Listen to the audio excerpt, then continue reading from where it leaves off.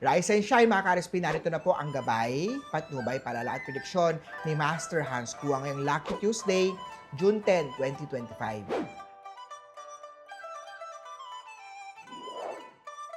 Para sa mapinanganak ng Year of the Rat, isang sorpresa mula kay partner ang maaaring dumating ngayong araw.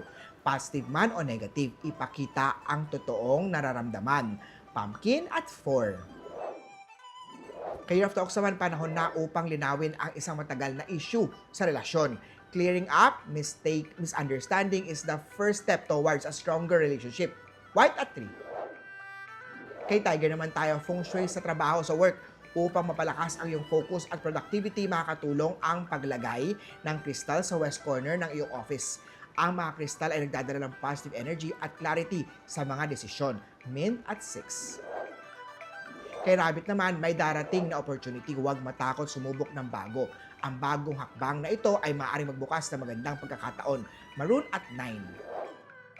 Sa Dragon naman, huwag pabayaan ang sarili. Bigyan ng sapat na pahinga ang katawan. Taking care of the body is the best investment for the future. Olive at 5. Sa Snake naman, maging bukas sa bagong idea na maaaring makatulong sa career.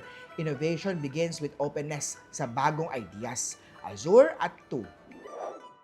Sa Horse naman tayo, ang pagiging tapat sa iyong damdamin ay magdudulot ng mas malalim na koneksyon. Ang honesty ay susi sa isang matibay na relasyon.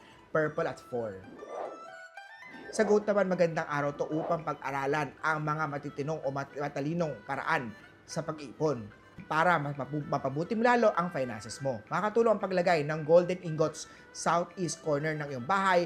Ang gold ingot kasi ay sumisimbolo ng prosperity at good luck at good fortune. Pitch at 7. Sa Monkey naman tayo, mag-ingat sa pagkain, iwasan ang sobrang matatamis. For your health is your wealth. Take care of it and it will take care of you. Green at 8. Sa Rooster naman tayo, may magandang balita tungkol sa trabaho ang maaaring dumating. Magandang panahon ito para magpakita ng sipag at dedikasyon sa iyong trabaho. Salmon at 9. Kay Dog naman, iwasan ang sobrang pagod, bigyan ng sapat na pahinga ang katawan. Ang tamang pagpapahinga ay makakatulong sa iyong mental at physical well-being. Red at 9. Kay Pig naman, iwasan ang pagsiselos ng walang basihan. Magtiwala kay partner. Trust is the foundation of everlasting relationship. Aubergine at 5.